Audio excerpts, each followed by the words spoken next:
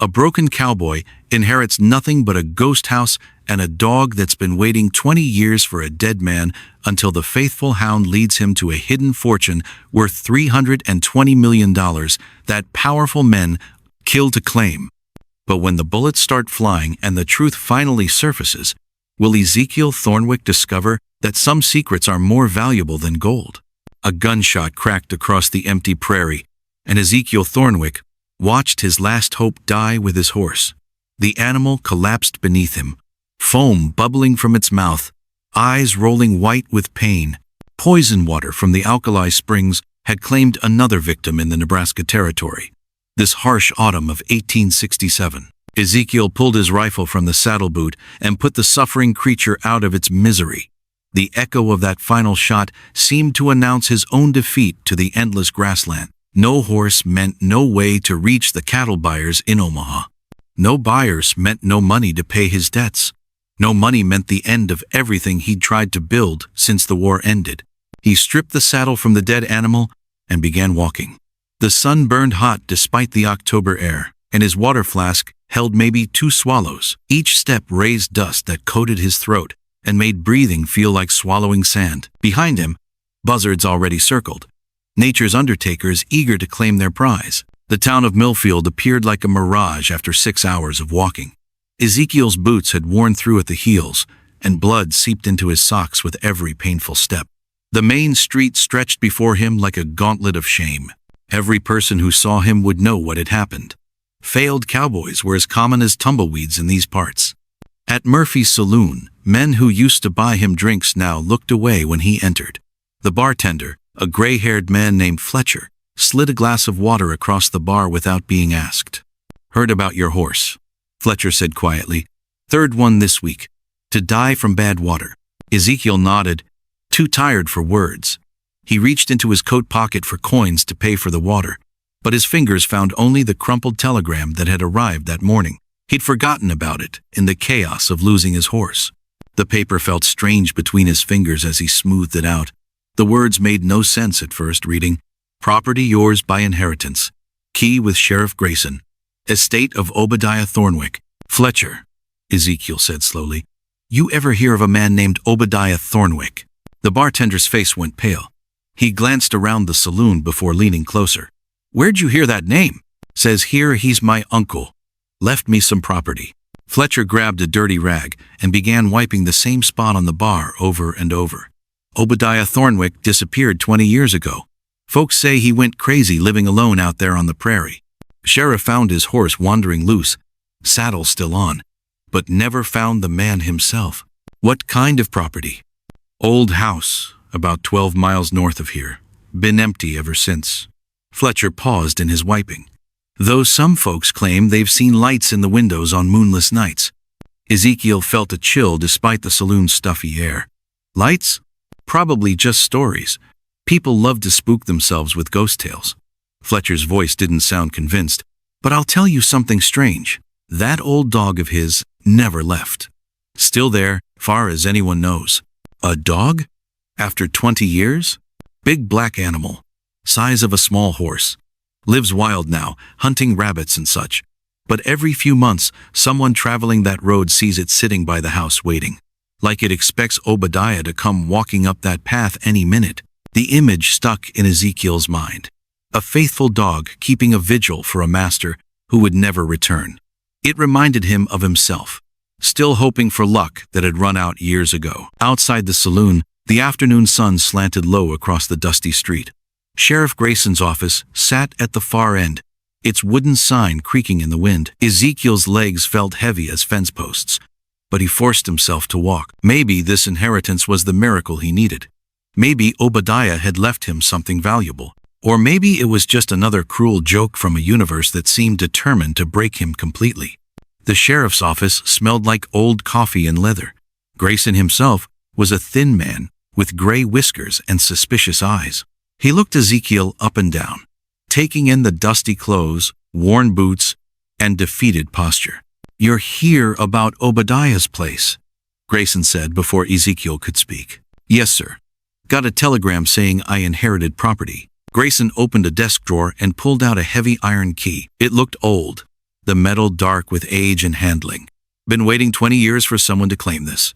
Your uncle never married, far as anyone knew. Didn't think he had family. Ezekiel took the key, surprised by its weight. What can you tell me about him? Strange man. Kept to himself mostly. Used to come to town for supplies every few months, always paid in gold coins. Never said where he got them.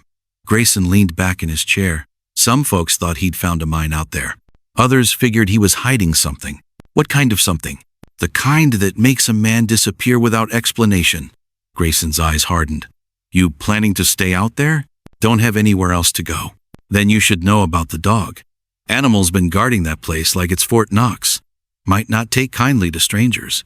Ezekiel pocketed the key. I'll take my chances. As he turned to leave, Grayson called out. One more thing. You see anything unusual out there? Anything that don't feel right? You come back to town. That place has a history. And not all of it's good. The wagon ride to Obadiah's property cost Ezekiel his last silver dollar. But walking 12 miles in worn-out boots would have killed him. The driver, a nervous man named Pete, kept glancing at the darkening sky as if expecting a storm. Don't like going out there after dark, Pete muttered, whipping his horses to move faster. Something about that place gives me the shivers. Just a house, Ezekiel said, though he felt the same unease creeping up his spine. Tell that to the dog. They crested a low hill, and there it was. The house sat in a small valley, surrounded by dying grass and twisted cottonwood trees. It looked like a skeleton picked clean by time, gray wooden walls, a sagging roof, and empty windows that stared like dead eyes. But it was the dog that made Ezekiel's breath catch. The animal sat perfectly still in front of the house, black as midnight against the pale dirt. Even from a distance, Ezekiel could see its massive size. The creature's head turned toward the approaching wagon, and two yellow eyes fixed on them, with an intelligence that seemed almost human. Jesus, Pete whispered. Look at the size of that thing. The dog didn't move as they approached. It simply watched, patient as a statue. When Pete pulled the wagon to a stop 50 yards from the house, the animal rose to its feet. Standing, it was even more impressive. Broad chest, powerful legs, and a coat that seemed to absorb light. This is as far as I go, Pete said, his voice shaky. You sure about this? Ezekiel climbed down from the wagon, his legs unsteady after the long ride. I'm sure. Pete tossed Ezekiel's small bundle of belongings to the ground and turned the wagon around without another word. The sound of hoofbeats faded quickly, leaving only the wind whistling through the dry grass. Ezekiel and the dog stared at each other across the empty yard. The animal's yellow eyes seemed to be measuring him, deciding something important. Finally, it took a single step forward. Easy, boy, Ezekiel said softly. I'm not here to hurt you. The dog took another step, then another. Its approach was deliberate, careful, like it was remembering how to trust. When it reached Ezekiel, it stopped just within arm's reach and waited. Ezekiel extended his hand slowly. The dog sniffed his fingers, then pressed its massive head against his palm. The gesture was so gentle, so filled with longing, that Ezekiel felt his throat tighten. You've been waiting a long time, haven't you? The dog's tail moved once, a single wag that seemed to say yes. Together, they walked toward the house. The front door hung crooked on its hinges, and the porch boards creaked under their weight. Ezekiel tried the key Sheriff Grayson had given him. It turned easily, as if the lock had been waiting for exactly this moment. Inside, dust danced in the last rays of sunlight streaming through cracked windows. The furniture sat exactly where Obadiah had left it.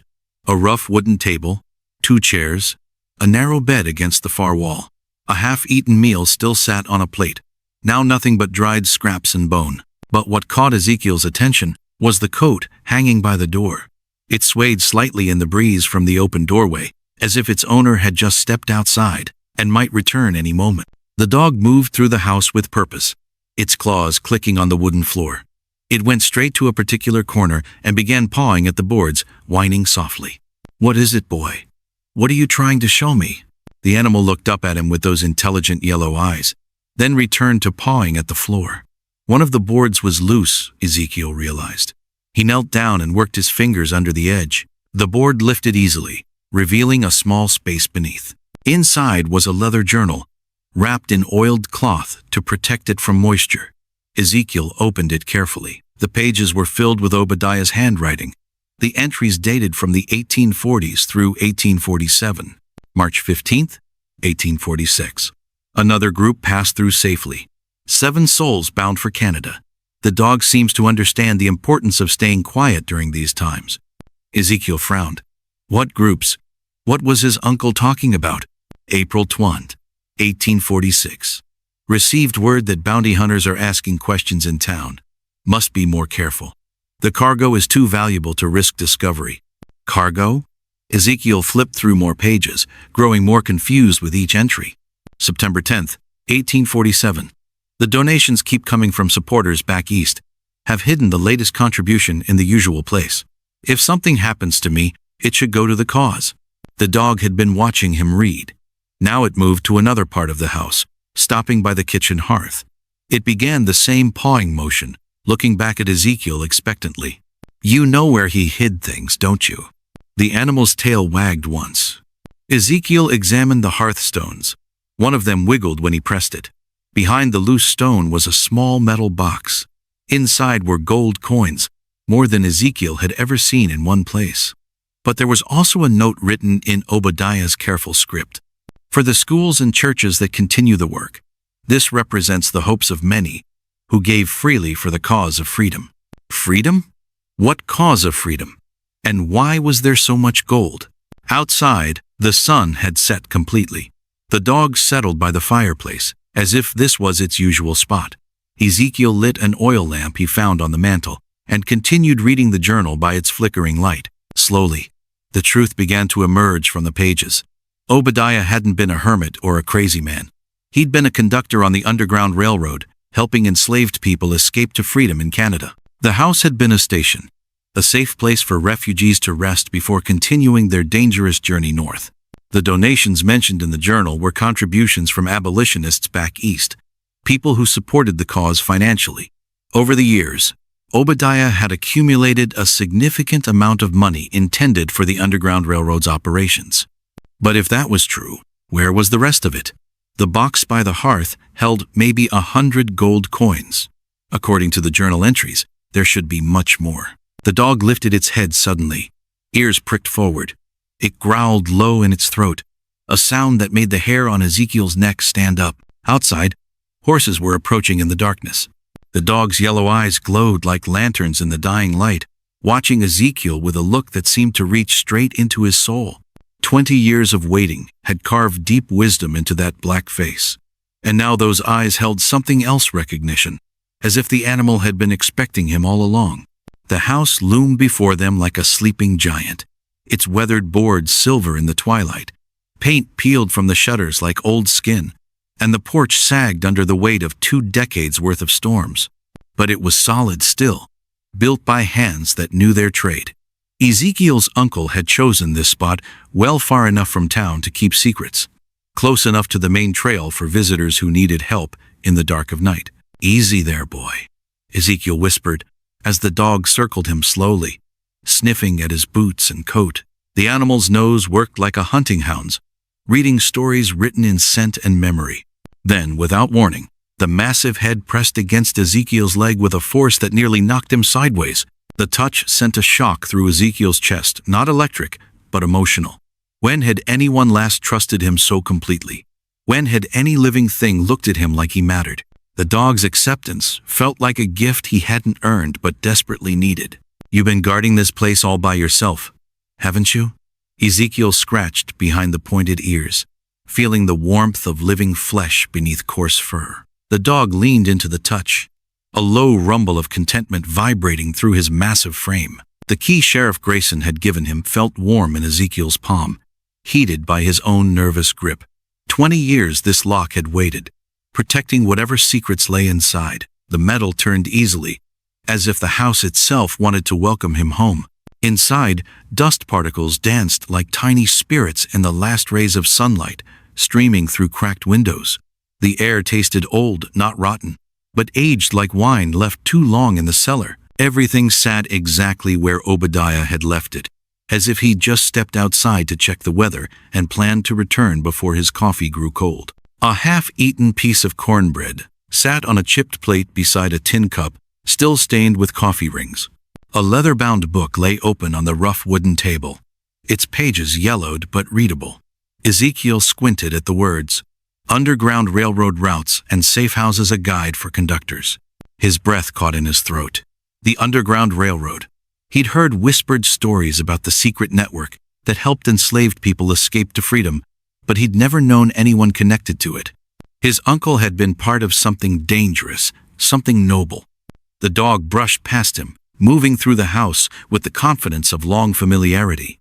But his behavior puzzled Ezekiel. Instead of settling down like a normal dog might, the animal began a strange ritual, walking to specific spots, sniffing at certain floorboards, pawing at particular walls. "What is it, boy? What are you looking for?" The dog's response was to trot to the kitchen hearth and scratch at the stones with his front paws. Deep grooves in the mortar showed this wasn't the first time he'd done this. The animal whined softly, looking back at Ezekiel with eyes that clearly said, "Pay attention. This matters." But Ezekiel was distracted by other discoveries. A coat hung by the door, its pockets bulging with strange items, a compass that pointed in the wrong direction, a whistle that made no sound when blown, and a small wooden token carved with symbols he didn't recognize. On the mantelpiece, a row of candles sat in holders made from different materials: brass, wood, clay, iron. Each one had been burned to a different length, as if they'd been used as signals. The dog's whining grew more insistent. He trotted from the hearth to a door Ezekiel hadn't noticed, a narrow entrance partly hidden behind a stack of flour sacks. The animal scratched at the wood, then looked back with increasing urgency. "Root cellar," Ezekiel guessed, pushing aside the heavy sacks. The door opened on creaky hinges, revealing wooden steps that disappeared into darkness below. The dog bounded down immediately, as if he'd made this journey 1,000 times before. Ezekiel followed more carefully, his boots echoing on the wooden planks. The smell down here was different, earthier, damper, with an undertone of something else he couldn't identify. At the bottom, the cellar opened into a space larger than he'd expected. Wooden shelves lined the walls, filled with jars of preserved vegetables and sacks of grain. A normal root cellar, except for one thing: the dog was acting like a creature possessed. The animal ran from corner to corner, sniffing frantically at the walls. He'd stop at certain spots and dig at the hard-packed earth floor, his claws scraping against something solid hidden beneath. Then he'd move to another section and repeat the process, growing more agitated with each failed attempt. "What's got you so worked up?" Ezekiel knelt beside the dog, running his hands along the wall where the animal had been pawing. The stones felt different here, newer somehow, as if they'd been moved and replaced recently. Well, recently by this old house's standards. The dog's behavior reminded him of something. Years ago, he'd worked with a prospector who'd trained his dog to smell out gold deposits. The animal had acted just like this when they'd struck a rich vein, excited, urgent, desperate to dig. But what could be buried down here that would interest a dog after 20 years? As if reading his thoughts, the animal suddenly stopped his frantic searching and sat perfectly still in the center of the cellar. Those yellow eyes fixed on Ezekiel with an intensity that made his skin crawl. In the dim light filtering down from above, the dog looked almost supernatural, a guardian spirit waiting for the right person to unlock the mystery he'd been protecting. The silence stretched between them, broken only by the settling sounds of the old house above and the distant whisper of wind through the prairie grass. Ezekiel felt the weight of expectations he didn't understand, responsibilities he hadn't asked for, and secrets that might be better left buried. But the dog's unwavering stare held a message, as clear as spoken words: everything depends on what happens next. Outside, thunder rumbled in the distance, and the first drops of rain began to tap against the cellar's small window. The storm that had been building all day was finally ready to break, and Ezekiel had the uncomfortable feeling that more than just weather was about to change.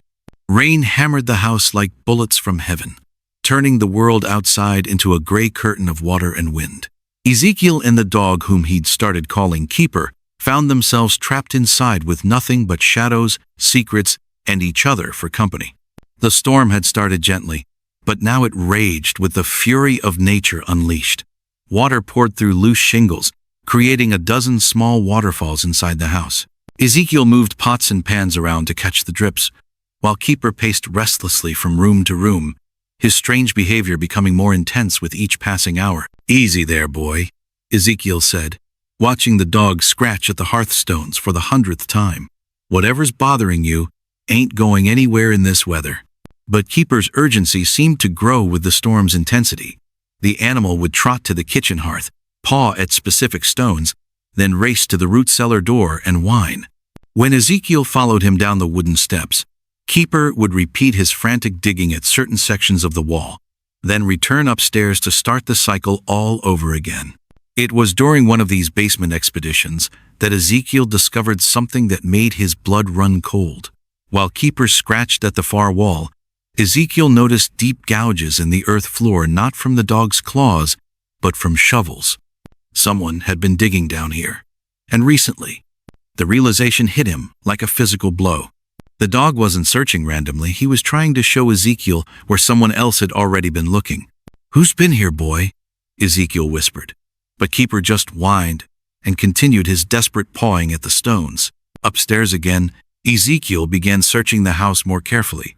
In a wooden chest beneath his uncle's bed, he found a leather journal filled with Obadiah's careful handwriting. The entries started normally enough: weather observations, notes about crops, mentions of visitors who needed assistance on their journey north.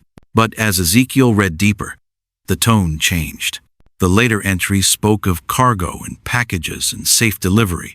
Names appeared and disappeared. People Obadiah had helped escape from slavery, conducted along the Underground Railroad to freedom in the north.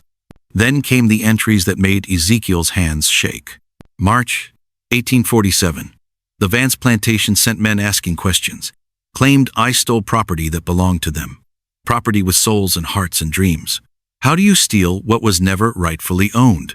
June 1847. 3 riders watching the house again.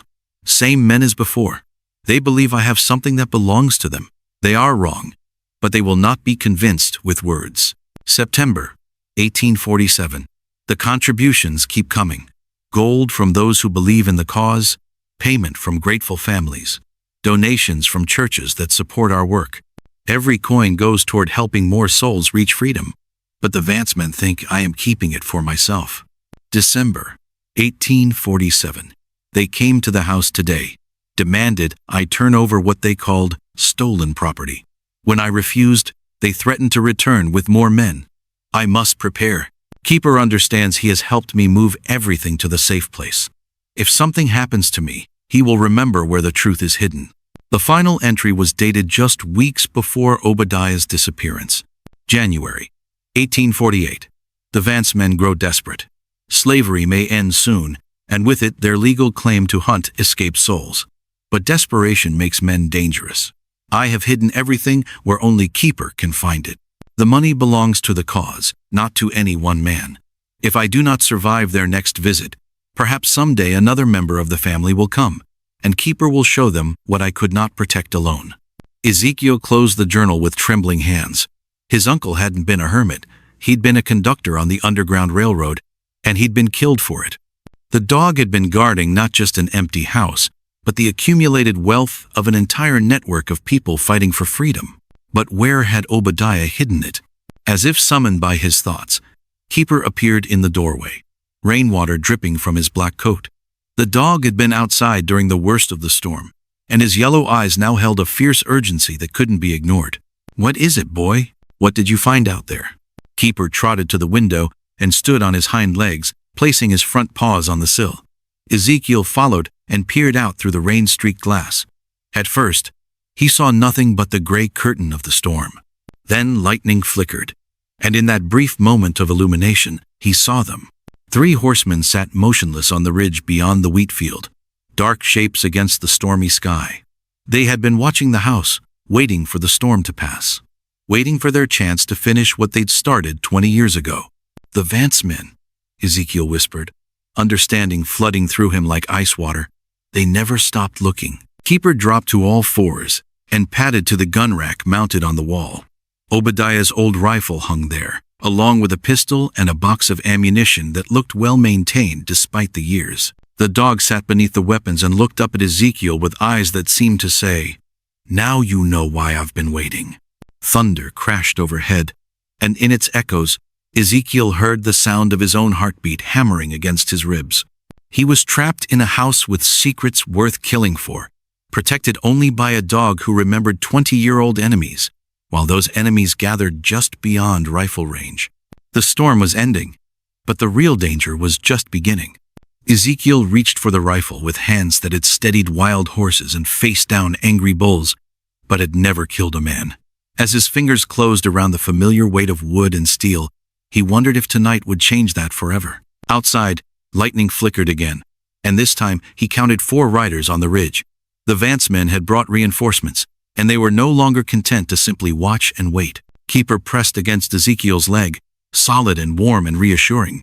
Whatever happened next, at least he wouldn't face it alone. The dog had waited 20 years for someone to trust with Obadiah's secret. Now it was up to Ezekiel to prove himself worthy of that trust and to survive long enough to honor it. The sound of gunfire split the morning air like thunder. Ezekiel dove behind the water trough as bullets splintered the porch boards where he'd been standing just seconds before. Cornelius Vance and his men had returned with deadly intent, their patience finally exhausted after 20 years of searching. "Come out, Thornwick!" Vance shouted from behind his horse. "We know what's buried under that house, and we're taking it today." Keeper appeared at Ezekiel's side, his yellow eyes blazing with protective fury. The dog had survived 2 decades guarding this place, and he wasn't about to give up now. But 6 armed men against 1 cowboy and an aging dog seemed like impossible odds. Ezekiel checked his revolver. Only 4 bullets left. His rifle lay inside the house, 20 feet away, but might as well have been 20 miles. The morning sun cast long shadows across the yard, and he tried to use them to his advantage. "Your uncle stole from us," Vance called out again. "That gold belongs to my employers back in Georgia." "What gold?" Ezekiel shouted back, though his heart was pounding. He'd found strange markings in Obadiah's journal, but nothing about any treasure. Could there really be something valuable hidden here? A bullet whined past his ear, reminding him that questions would have to wait. He fired back, missing his target but forcing one of the gunmen to take cover. 3 bullets left. Keeper suddenly bolted toward the house, drawing fire away from Ezekiel. The brave dog zigzagged across the yard, somehow avoiding the hail of bullets. He disappeared around the corner, and Ezekiel heard a man scream. Taking advantage of the confusion, Ezekiel sprinted toward the porch. Another gunshot boomed, and wood exploded near his head. He rolled behind the thick support beam, breathing hard. "You can't hide forever." Vance's voice was getting closer. "We'll burn you out if we have to." Through a gap in the boards, Ezekiel saw 2 men moving toward the back of the house. They were trying to surround him. His mind raced, thinking of every story Obadiah had ever told him about this place. Then he remembered something. The root cellar. Obadiah had always said it was deeper than it looked, built for storing more than just vegetables. Could that be where this mysterious gold was hidden? Keeper reappeared, limping slightly but still fierce. The dog ran straight to the cellar door and began scratching frantically at the wood. His message was clear. Whatever they were looking for was down there. 2 minutes, Thornwick, Vance yelled. "Then we're coming in." Ezekiel made his choice. He couldn't win a straight fight, but maybe he could use their greed against them. If there really was treasure in the cellar, perhaps he could make a deal. Or at least buy enough time to figure out what Obadiah had been hiding all these years. "Wait," he called out, standing slowly with his hands visible.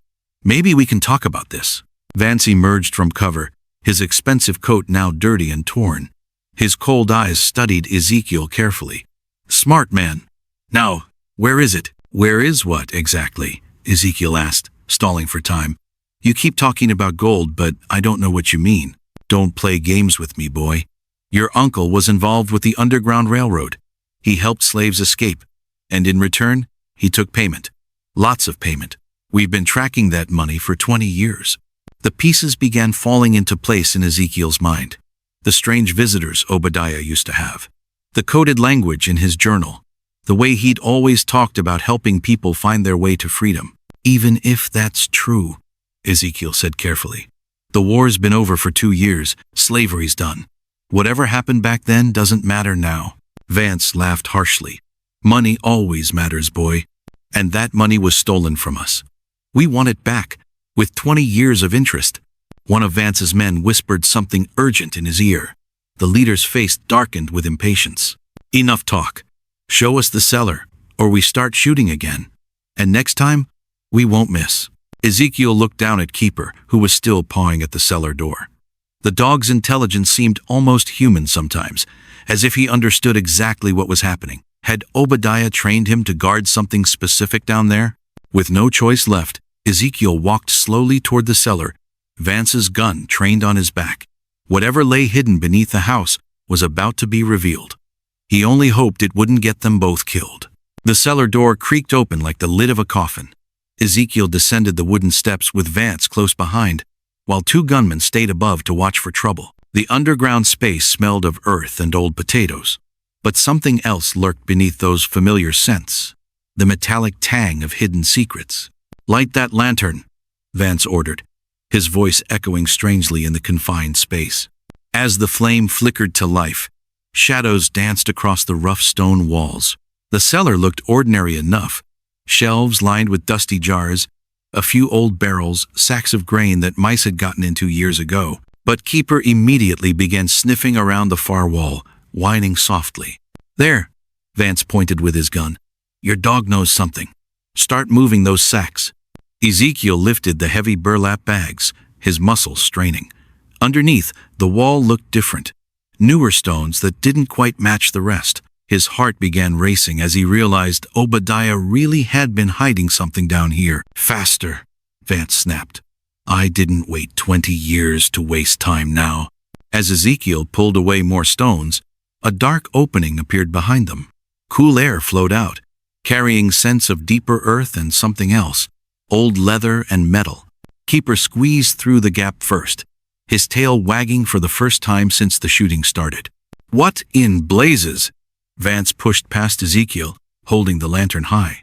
The hidden chamber stretched back further than the light could reach, but what they could see made both men gasp.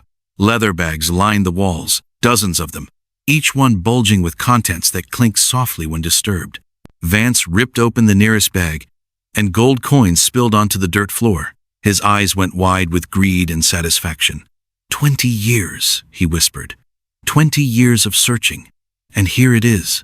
But as Ezekiel looked closer, something bothered him. These weren't stolen goods, randomly hidden away. Everything was organized, carefully arranged. Numbers were written on each bag in Obadiah's neat handwriting, along with dates and names he didn't recognize. "This is more than we expected," Vance breathed, opening another bag. "There must be hundreds of thousands of dollars here, maybe millions." Ezekiel picked up a piece of paper that had fallen from one of the bags. It was a receipt, written in his uncle's hand. "Payment received for safe passage. J. Washington family. 7 souls delivered to freedom. May 1863. His blood ran cold as understanding dawned. "This isn't stolen money," he said quietly. "What?" Vance was busy counting coins, barely listening. "I said this isn't stolen. Look at these papers. These are payments from people buying their freedom. My uncle was helping slaves escape north, and this was what they paid him." Vance looked up sharply. "Doesn't matter how you dress it up, boy. That money came from our plantations, from our property. It belongs to us." "People aren't property anymore," Ezekiel replied, his voice growing stronger. "The war decided that. Whatever my uncle did, he was helping human beings find freedom. Pretty words won't change facts." Vance stood up, gold coins still clutched in his fists. "This money was taken from Southern landowners. We have every right to claim it back." Keeper had been exploring the deeper parts of the chamber, and now he returned carrying something in his mouth. A leather journal wrapped in oilcloth. Ezekiel took it carefully, his hands trembling slightly as he opened it. The pages were filled with Obadiah's careful records. Not just names and payments, but stories. Families reunited after years of separation. Children who would grow up free instead of in chains. Men and women who risked everything for a chance at liberty. "Listen to this," Ezekiel read aloud. "The money we collect goes toward establishing schools and churches in the territories where freed people settle. Every dollar spent on freedom creates more freedom for others." "Enough," Vance snarled. I don't care about your uncle's politics. We're taking this gold, and that's final. But Ezekiel was reading faster now. Pieces of the puzzle falling into place. Obadiah hadn't just been hiding money. He'd been protecting a legacy. The fortune in this chamber represented the hopes and dreams of hundreds of people who'd sacrificed everything for freedom. There's something else, Ezekiel said, finding a sealed envelope marked, "If something happens to me." His hand shook as he broke the wax seal and read his uncle's final message. The letter explained everything. The exact amount hidden below, $320 million in today's money, when accounting for accumulated interest and investments Obadiah had made. Instructions for how it should be distributed to support education and opportunity for former slaves and their descendants. And most importantly, a warning about men like Vance who would never stop hunting for what they believed was theirs. Vance snatched the letter away, reading quickly. His face grew darker with every word. Your uncle was a fool and a traitor, but he's dead, and now this gold is ours. Above them, Ezekiel heard shouting and the sound of running feet. Something was happening upstairs.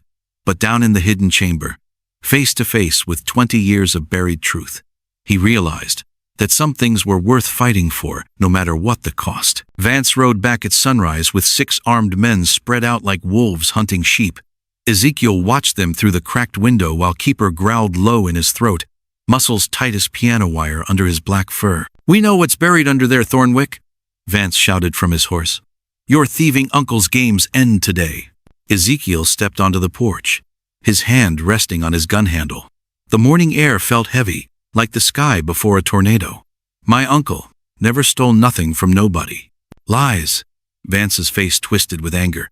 "He took gold meant for our cotton farms, money that belonged to good Southern families before the war ruined everything." "The war ended slavery," Ezekiel said. "Whatever Uncle Obadiah had, he came by it honest." Vance laughed, but it sounded like breaking glass. "Honest? He helped slaves run away from their rightful owners. That's theft. Plain and simple." One of Vance's men, a scarred fellow with dead eyes, shifted his rifle. "Boss, we gonna talk all day or take what's ours?" "Give us what we came for," Vance demanded, "and we'll ride away peaceful. Fight us, and you'll join your uncle in whatever grave he's rotting in." Ezekiel felt sweat on his palms despite the cool morning. 6 guns against one didn't seem like fair odds, but Keeper pressed against his leg, and somehow that touch made him feel stronger. "I reckon you boys better ride on," Ezekiel said. "Nothing here belongs to you." "Wrong answer." Vance raised his hand, ready to signal his men. What happened next surprised everyone, including Ezekiel. Keeper didn't wait for the shooting to start. The big dog launched himself off the porch like a black cannonball, hitting the nearest rider square in the chest. Horse and man went down in a tangle of legs and screaming. Guns started firing. Ezekiel dove behind the porch railing as bullets chewed chunks out of the old wood. He rolled left, came up shooting, and dropped one of Vance's men from his saddle. Keeper moved like smoke through the chaos. The dog seemed to know exactly where each man would be before they knew it themselves. He grabbed another rider's arm in his powerful jaws and yanked him clean off his horse. "Kill that damn dog!" Vance screamed, firing wildly. But Keeper was already gone, circling around behind the spooked horses. The animals reared and bucked, throwing off their rider's aim. Ezekiel used the confusion to his advantage, picking off targets while they fought to control their mounts. The scarred man with dead eyes managed to get a clear shot at Keeper. His rifle boomed across the prairie. The bullet meant for the dog caught his own partner instead, who had been chasing Keeper on foot. "You idiots!" Vance roared.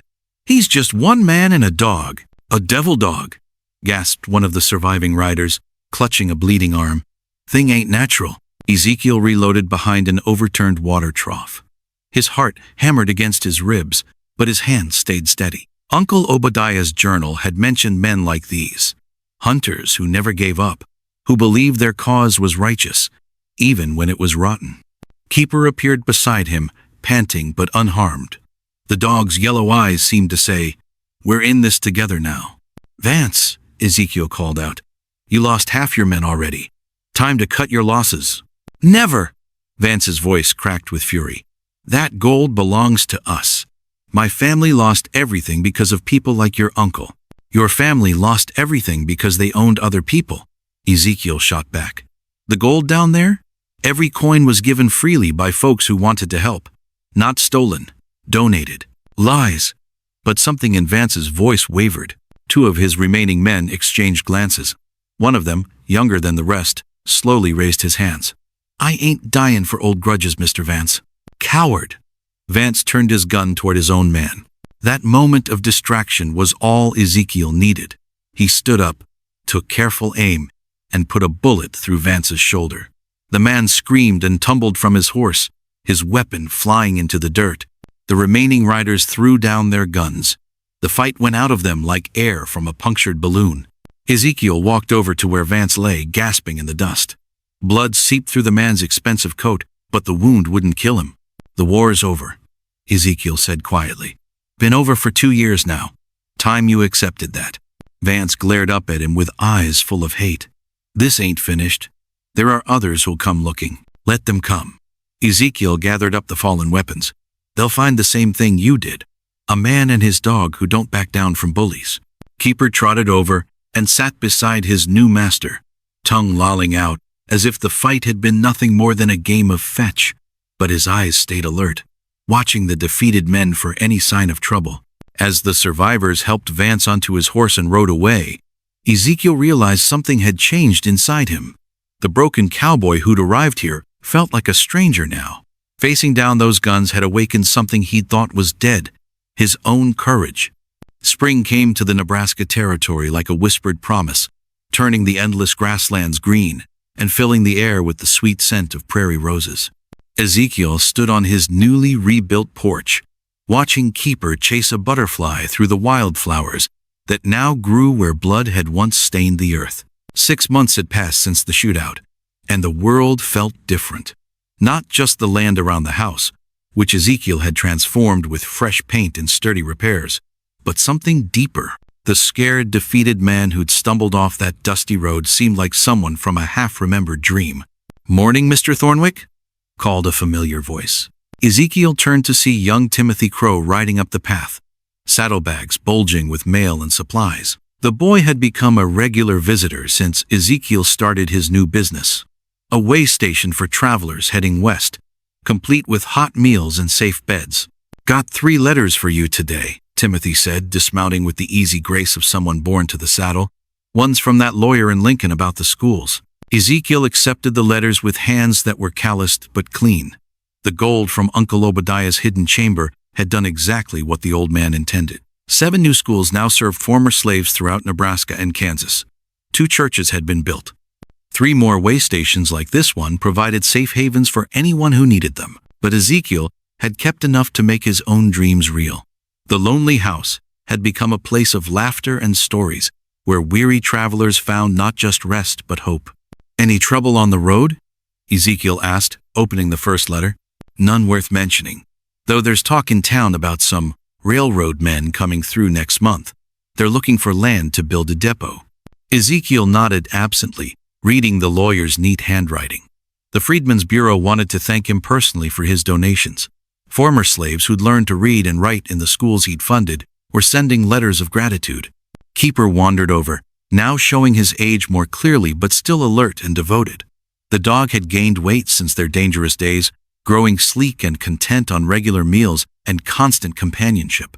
"You know," Timothy said, scratching behind Keeper's ears, "my pa says you're the luckiest man in 3 counties, finding all that gold just when you needed it most." Ezekiel smiled, thinking of Uncle Obadiah's journal entries about luck versus choice. "Luck had nothing to do with it, son. Sometimes good things happen to folks who do right by others." The second letter bore the seal of the territorial government. Governor Butler was inviting Ezekiel to serve on a committee for Veterans Affairs. Apparently word had spread about the former Confederate soldiers he'd been helping, men like Vance's wounded riders, who'd returned weeks later not for revenge but for work and a chance to start over. "Mr. Thornwick?" Timothy's voice carried a note of curiosity. "Is it true what folks say about you fighting off them treasure hunters single-handed?" "Wasn't single-handed," Ezekiel replied, stroking Keeper's head. "Had the best partner a man could ask for." The third letter made him pause. The return address showed a woman's name, Margaret Stillwater, from a town called Harmony Ridge. Inside, neat feminine handwriting told a story that made Ezekiel's heart beat faster. Dear Mr. Thornwick, the letter began. My late husband served with your uncle during the war. Before he died, he told me about a man named Obadiah who helped people find freedom. If you are that man's nephew, I believe we have much to discuss. I run a school for freed children here in Colorado, and I've heard about your generous donations to such causes. Perhaps we might correspond about our shared interests? Also, I confess curiosity about the faithful dog my husband mentioned. He said Obadiah's hound was the smartest animal he'd ever seen. Ezekiel read the letter twice, then looked at Keeper, who seemed to be grinning in that way dogs have when they know something good is coming. What do you think, old boy? Ready for another adventure? Keeper barked once, tail wagging. Timothy gathered his reins, preparing to leave. Will you be staying put for a while, Mr. Thornwick? Folks in town like knowing you're here. Ezekiel folded Margaret's letter carefully and tucked it into his shirt pocket. I reckon Keeper and I might take a trip west come fall, but this will always be home base. A man needs roots, even if he's got traveling in his blood. As Timothy rode away, Ezekiel settled into the rocking chair he'd built from Uncle Obadiah's old lumber. The afternoon sun warmed his face while Keeper dozed at his feet. In the distance he could see the green shoots of crops planted by new neighbors, families who'd bought land nearby because they felt safe with Ezekiel and his legendary dog watching over the area. The broken cowboy was truly gone now, replaced by a man who understood his own worth. Not the worth others placed on him, but the value that came from choosing courage over fear, generosity over greed, and love over loneliness. Ezekiel pulled out Margaret's letter again, smiling at her postscript. P.S. I hope your dog likes children. Mine could use a good friend with 4 legs and a brave heart. What do you say, Keeper? Ezekiel asked. Think it's time we found out what other secrets the world's got waiting for us? The dog opened one yellow eye, studied his master's face, then settled back into his nap, with what looked suspiciously like a satisfied smile. Some treasures, Ezekiel realized, had nothing to do with gold buried in the ground. The real riches were the connections formed, the lives touched, and the legacy left behind. Uncle Obadiah had known that truth, and now Ezekiel did too. As the sun set over the endless prairie, painting the sky in shades of hope and promise, man and dog prepared for whatever tomorrow might bring. Together, they had weathered the storms of the past and emerged stronger. The weathered truth was this: home wasn't a place you inherited, but a feeling you created through love, loyalty, and the courage to stand up for what was right.